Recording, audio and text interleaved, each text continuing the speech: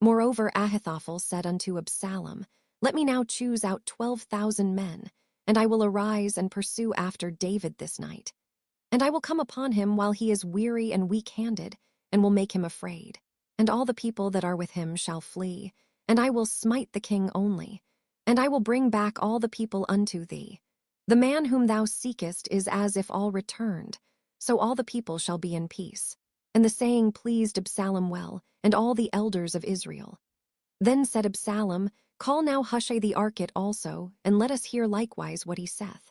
And when Hushai was come to Absalom, Absalom spake unto him, saying, Ahithophel hath spoken after this manner. Shall we do after his saying? If not, speak thou. And Hushai said unto Absalom, The counsel that Ahithophel hath given is not good at this time. For said Hushai, Thou knowest thy father and his men, that they be mighty men, and they be chafed in their minds, as a bear robbed of her whelps in the field. And thy father is a man of war, and will not lodge with the people.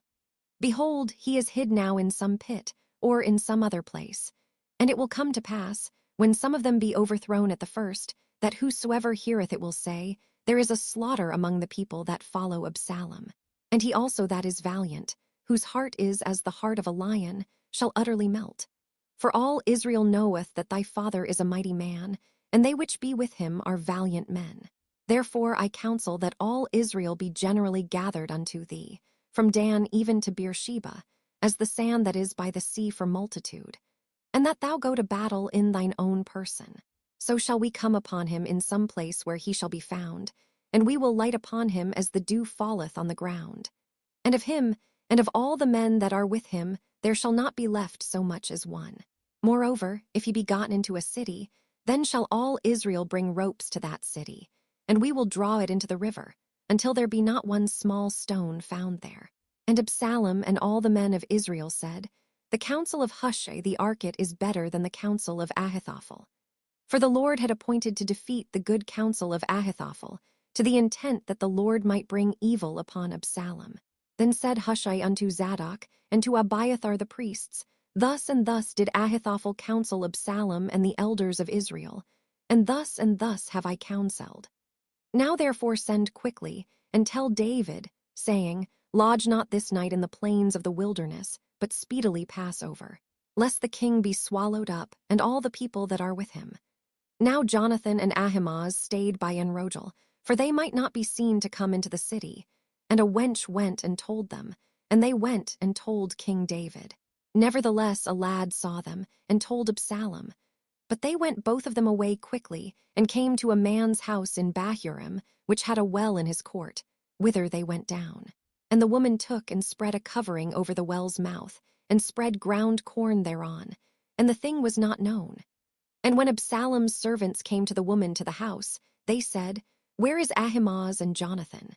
And the woman said unto them, They be gone over the brook of water. And when they had sought and could not find them, they returned to Jerusalem. And it came to pass, after they were departed, that they came up out of the well, and went and told King David, and said unto David, Arise, and pass quickly over the water. For thus hath Ahithophel counselled against you. Then David arose, and all the people that were with him, and they passed over Jordan. By the morning light there lacked not one of them that was not gone over Jordan. And when Ahithophel saw that his counsel was not followed, he saddled his ass and arose, and gat him home to his house, to his city, and put his household in order, and hanged himself, and died, and was buried in the sepulchre of his father. Then David came to Mahanaim, and Absalom passed over Jordan, he and all the men of Israel with him. And Absalom made Amasa captain of the host instead of Joab, which Amasa was a man's son, whose name was Ithro an Israelite, that went in to Abigail the daughter of Nahash, sister to Zeruiah Joab's mother. So Israel and Absalom pitched in the land of Gilead.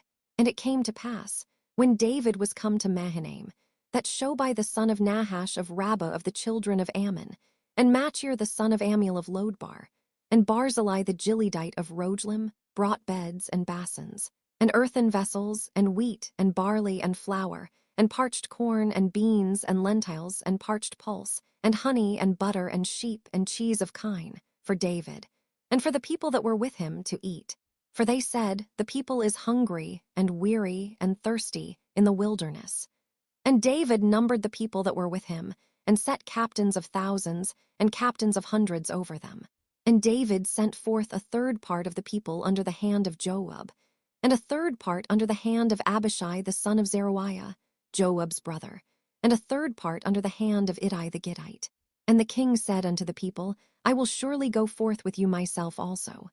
But the people answered, Thou shalt not go forth, for if we flee away, they will not care for us, neither if half of us die will they care for us. But now thou art worth 10,000 of us. Therefore now it is better that thou succor us out of the city. And the king said unto them, What seemeth you best I will do. And the king stood by the gate side, and all the people came out by hundreds and by thousands. And the king commanded Joab and Abishai and Ittai, saying, Deal gently for my sake with the young man, even with Absalom. And all the people heard when the king gave all the captains charge concerning Absalom. So the people went out into the field against Israel. And the battle was in the wood of Ephraim, where the people of Israel were slain before the servants of David, and there was there a great slaughter that day of 20,000 men. For the battle was there scattered over the face of all the country, and the wood devoured more people that day than the sword devoured. And Absalom met the servants of David. And Absalom rode upon a mule, and the mule went under the thick boughs of a great oak, and his head caught hold of the oak, and he was taken up between the heaven and the earth. And the mule that was under him went away. And a certain man saw it, and told Joab, and said, Behold, I saw Absalom hanged in an oak. And Joab said unto the man that told him, And behold, thou sawest him, and why didst thou not smite him there to the ground? And I would have given thee 10 shekels of silver, and a girdle. And the man said unto Joab, Though I should receive 1,000 shekels of silver in mine hand, yet would I not put forth mine hand against the king's son.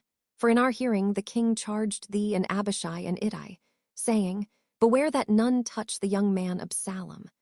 Otherwise I should have wrought falsehood against mine own life. For there is no matter hid from the king, and thou thyself wouldest have set thyself against me. Then said Joab, I may not tarry thus with thee. And he took 3 darts in his hand, and thrust them through the heart of Absalom, while he was yet alive in the midst of the oak. And 10 young men that bare Joab's armor compassed about, and smote Absalom, and slew him.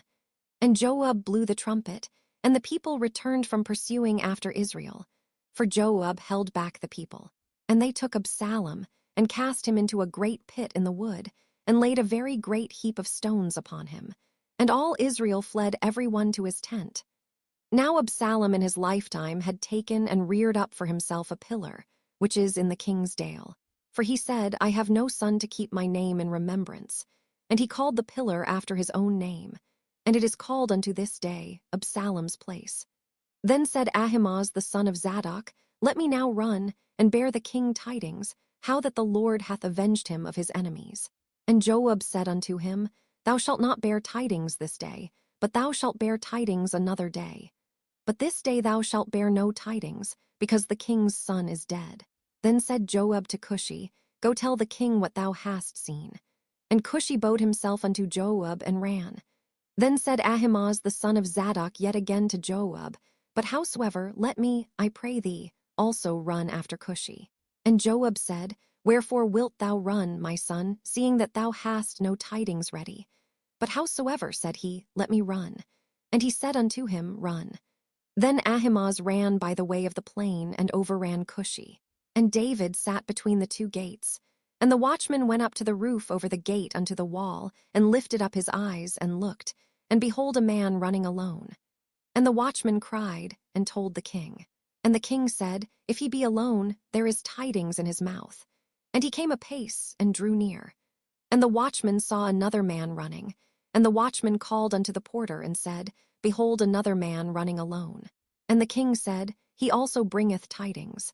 And the watchman said, Methinketh the running of the foremost is like the running of Ahimaaz the son of Zadok. And the king said, He is a good man, and cometh with good tidings. And Ahimaaz called, and said unto the king, All is well. And he fell down to the earth upon his face before the king, and said, Blessed be the Lord thy God, which hath delivered up the men that lifted up their hand against my lord the king. And the king said, Is the young man Absalom safe? And Ahimaaz answered, When Joab sent the king's servant, and me thy servant, I saw a great tumult, but I knew not what it was. And the king said unto him, Turn aside and stand here. And he turned aside and stood still. And behold, Cushi came, and Cushi said, Tidings, my lord the king, for the Lord hath avenged thee this day of all them that rose up against thee. And the king said unto Cushi, Is the young man Absalom safe? And Cushi answered, The enemies of my lord the king, and all that rise against thee to do thee hurt, be as that young man is. And the king was much moved, and went up to the chamber over the gate, and wept. And as he went, thus he said, O my son Absalom, my son Absalom, would God I had died for thee, O Absalom, my son, my son. And it was told Joab, Behold, the king weepeth and mourneth for Absalom. And the victory that day was turned into mourning unto all the people. For the people heard say that day how the king was grieved for his son. And the people gat them by stealth that day into the city, as people being ashamed steal away when they flee in battle. But the king covered his face, and the king cried with a loud voice, O my son Absalom, O Absalom, my son, my son. And Joab came into the house to the king, and said, Thou hast shamed this day the faces of all thy servants, which this day have saved thy life, and the lives of thy sons and of thy daughters, and the lives of thy wives, and the lives of thy concubines, in that thou lovest thine enemies, and hatest thy friends. For thou hast declared this day, that thou regardest neither princes nor servants. For this day I perceive, that if Absalom had lived, and all we had died this day, then it had pleased thee well. Now therefore arise, go forth, and speak comfortably unto thy servants. For I swear by the Lord, if thou go not forth, there will not tarry one with thee this night, and that will be worse unto thee than all the evil that befell thee from thy youth until now. Then the king arose, and sat in the gate. And they told unto all the people, saying, Behold, the king doth sit in the gate. And all the people came before the king. For Israel had fled every man to his tent. And all the people were at strife throughout all the tribes of Israel, saying, The king saved us out of the hand of our enemies, and he delivered us out of the hand of the Philistines. And now he is fled out of the land for Absalom. And Absalom, whom we anointed over us, is dead in battle. Now therefore why speak ye not a word of bringing the king back? And King David sent to Zadok and to Abiathar the priests, saying, Speak unto the elders of Judah, saying, Why are ye the last to bring the king back to his house? Seeing the speech of all Israel is come to the king, even to his house. Ye are my brethren, ye are my bones and my flesh. Wherefore then are ye the last to bring back the king? And say ye to Amasa, Art thou not of my bone and of my flesh? God do so to me, and more also, if thou be not captain of the host before me continually in the room of Joab. And he bowed the heart of all the men of Judah, even as the heart of one man. So that they sent this word unto the king, Return thou, and all thy servants. So the king returned, and came to Jordan. And Judah came to Gilgal, to go to meet the king, to conduct the king over Jordan. And Shimei the son of Gera, a Benjamite, which was of Bahurim, hasted and came down with the men of Judah to meet King David. And there were 1,000 men of Benjamin with him, and Ziba the servant of the house of Saul, and his 15 sons and his 20 servants with him. And they went over Jordan before the king. And there went over a ferry boat to carry over the king's household, and to do what he thought good. And Shimei the son of Gera fell down before the king, as he was come over Jordan, and said unto the king, Let not my lord impute iniquity unto me. Neither do thou remember that which thy servant did perversely the day that my lord the king went out of Jerusalem, that the king should take it to his heart. For thy servant doth know that I have sinned. Therefore, behold, I am come the first this day of all the house of Joseph to go down to meet my lord the king. But Abishai the son of Zeruiah answered and said, Shall not Shimei be put to death for this, because he cursed the Lord's anointed? And David said, What have I to do with you, ye sons of Zeruiah, that ye should this day be adversaries unto me? Shall there any man be put to death this day in Israel? For do not I know that I am this day king over Israel? Therefore the king said unto Shimei, Thou shalt not die. And the king sware unto him. And Mephibosheth the son of Saul came down to meet the king, and had neither dressed his feet, nor trimmed his beard, nor washed his clothes, from the day the king departed until the day he came again in peace. And it came to pass, when he was come to Jerusalem to meet the king, that the king said unto him, Wherefore wentest not thou with me, Mephibosheth? And he answered, My lord, O king, my servant deceived me. For thy servant said, I will saddle me an ass, that I may ride thereon and go to the king, because thy servant is lame. And he hath slandered thy servant unto my lord the king. But my lord the king is as an angel of God. Do therefore what is good in thine eyes. For all of my father's house were but dead men before my lord the king. Yet didst thou set thy servant among them that did eat at thine own table. What right therefore have I yet to cry any more unto the king? And the king said unto him, Why speakest thou any more of thy matters? I have said, Thou and Ziba divide the land. And Mephibosheth said unto the king, Yea, let him take all, forasmuch as my lord the king is come again in peace unto his own house. And Barzillai the Gileadite came down from Rogelim, and went over Jordan with the king, to conduct him over Jordan. Now Barzillai was a very aged man, even 80 old. And he had provided the king of sustenance while he lay at Mahanaim, for he was a very great man. And the king said unto Barzillai, Come thou over with me, and I will feed thee with me in Jerusalem. And Barzillai said unto the king, How long have I to live, that I should go up with the king unto Jerusalem? I am this day 80 old, and can I discern between good and evil? Can thy servant taste what I eat or what I drink? Can I hear any more the voice of singing men and singing women? Wherefore then should thy servant be yet a burden unto my lord the king? Thy servant will go a little way over Jordan with the king. And why should the king recompense it me with such a reward? Let thy servant, I pray thee, turn back again, that I may die in mine own city, and be buried by the grave of my father and of my mother. But behold thy servant Chimham, let him go over with my lord the king, and do to him what shall seem good unto thee. And the king answered, Chimham shall go over with me, and I will do to him that which shall seem good unto thee. And whatsoever thou shalt require of me, that will I do for thee. And all the people went over Jordan. And when the king was come over, the king kissed Barzillai and blessed him, and he returned unto his own place. Then the king went on to Gilgal, and Chimham went on with him. And all the people of Judah conducted the king, and also half the people of Israel. And behold, all the men of Israel came to the king, and said unto the king, Why have our brethren the men of Judah stolen thee away, and have brought the king and his household, and all David's men with him, over Jordan? And all the men of Judah answered the men of Israel, Because the king is near of kin to us. Wherefore then be ye angry for this matter? Have we eaten at all of the king's cost, or hath he given us any gift? And the men of Israel answered the men of Judah, and said, We have 10 parts in the king, and we have also more right in David than ye. Why then did ye despise us, that our advice should not be first had in bringing back our king? And the words of the men of Judah were fiercer than the words of the men of Israel. And there happened to be there a man of Belial, whose name was Sheba, the son of Bichri, a Benjamite. And he blew a trumpet, and said, We have no part in David, neither have we inheritance in the son of Jesse. Every man to his tents, O Israel. So every man of Israel went up from after David, and followed Sheba the son of Bichri.